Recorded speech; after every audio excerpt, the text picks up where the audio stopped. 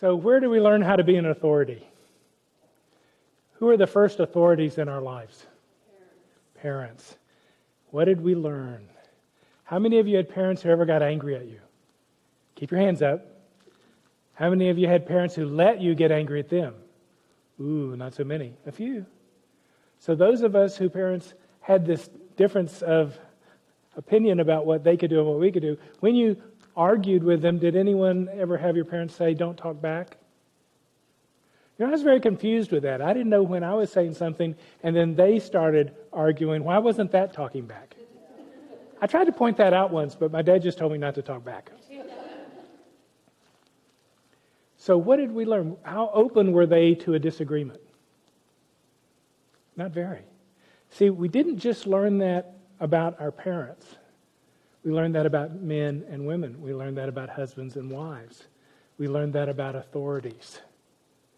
So when an authority says, my door is always open, what do you think happens in most people's minds when they hear that? Not really. Yeah, right. We don't feel safe with most authorities. And that's partly because hardly anybody gets trained to be an authority. So we just pick up what we learned, and people tend to either be like their parents or the opposite of their parents. And so the greatest challenge we have is how to balance being an authority and being able to collaborate. That's the greatest leadership challenge.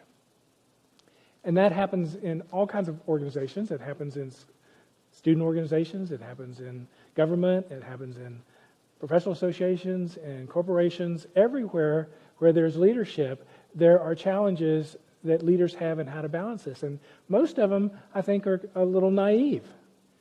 I think when they say my door is open, 80% sincerely believe it. I think 20% don't mean it at all. But I think the 80% who do are shocked when people don't trust them. And what they're also unaware of is little ways in which they sabotage it. So I was participating in a group and had been coaching with the leaders, and he learned about collaboration. He should ask people their opinions. And so he asked a younger guy on the team, John, what do you think about this?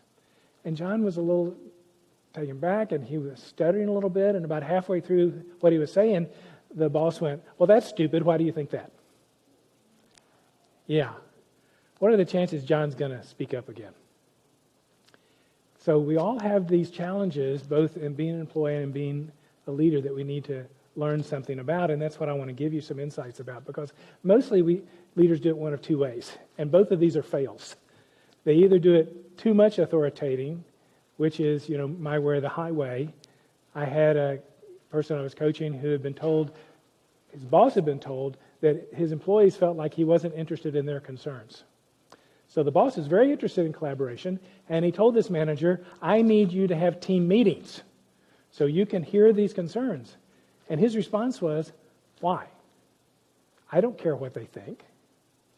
They're there to do what I tell them. Now, because this manager had a boss who was very interested in collaboration, and he was unwilling to learn why that might be valuable, he didn't stay in that job. And more, that's happening in corporations.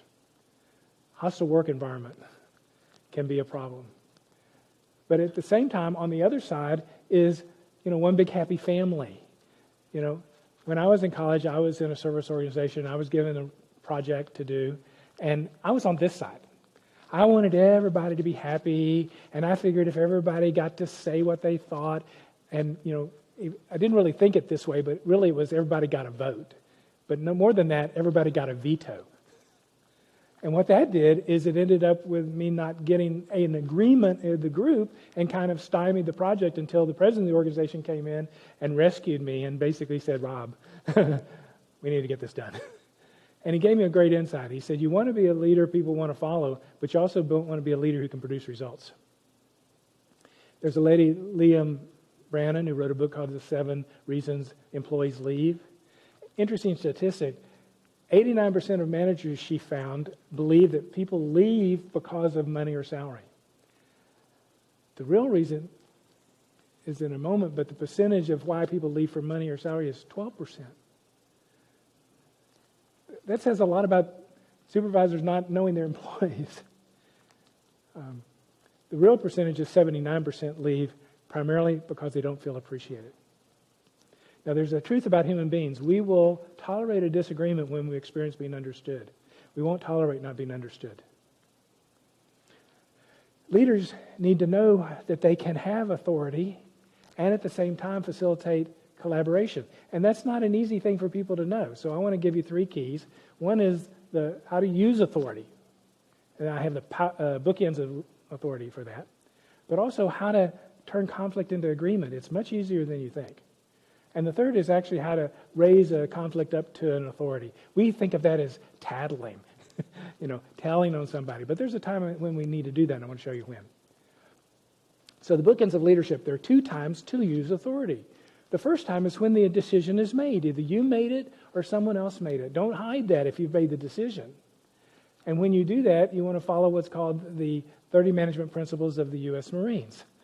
And one of them is decide and invite dissent. So the decision's been made. I made it, or my boss or someone else made it. We're going to do this. Let's talk about the problems. Let's talk about the challenges. Let's talk about the risks. That's a very key word, risk.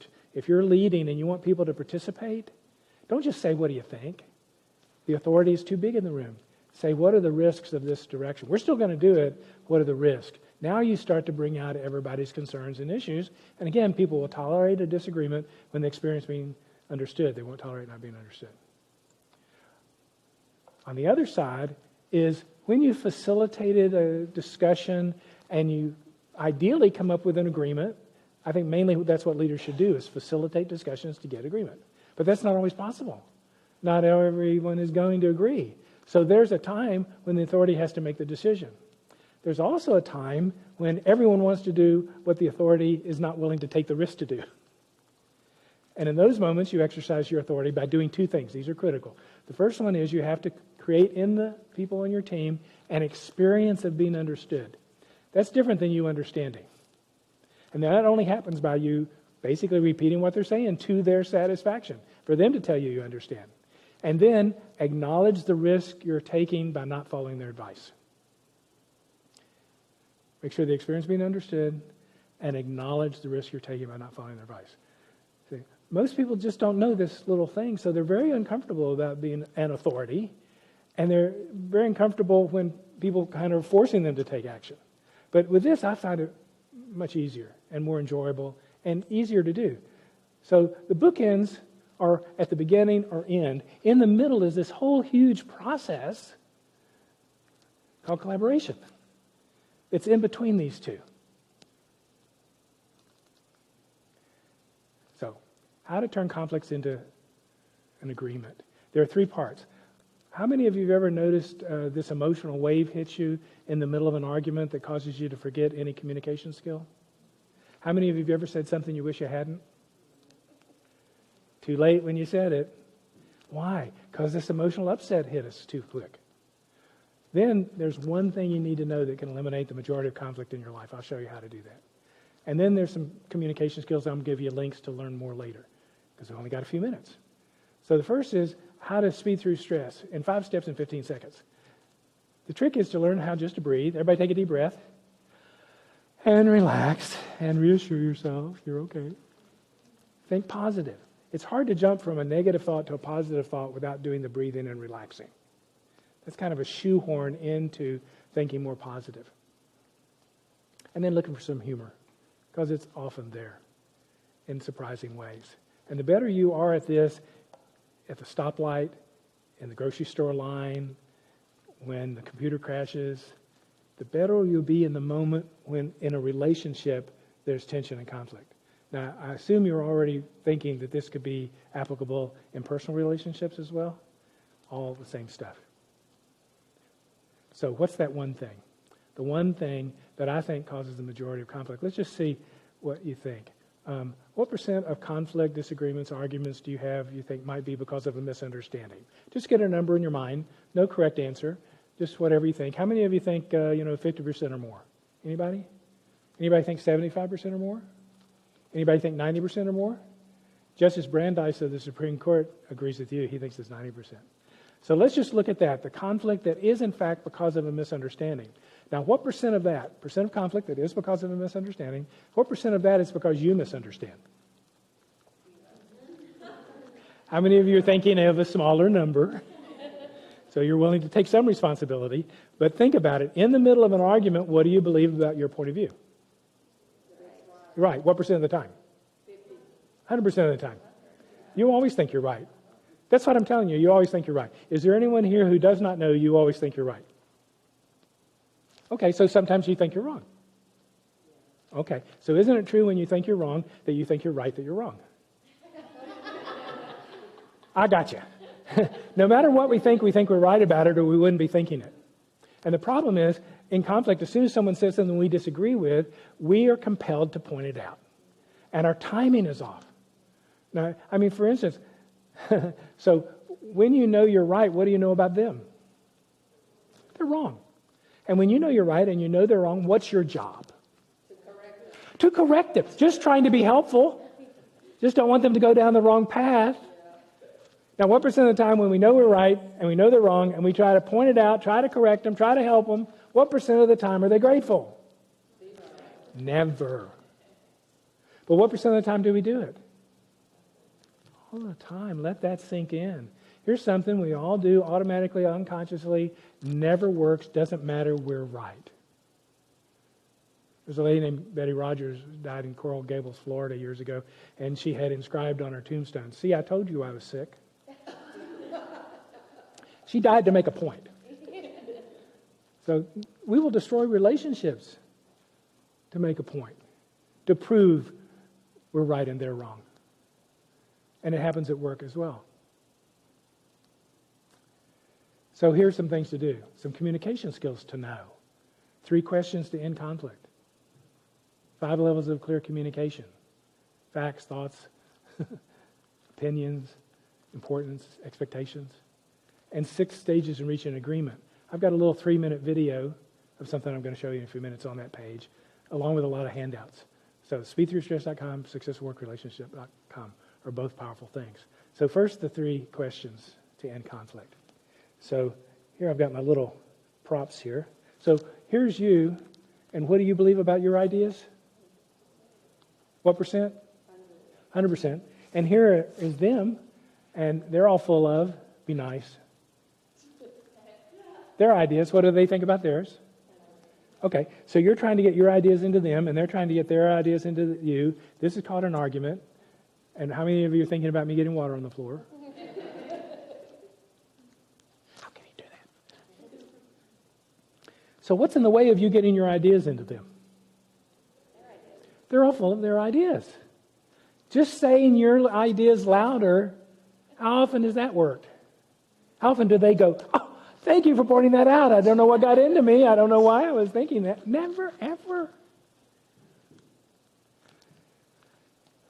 The problem is when we come right back with our ideas, what we do is we force them to become defensive of the idea we want them to let go of.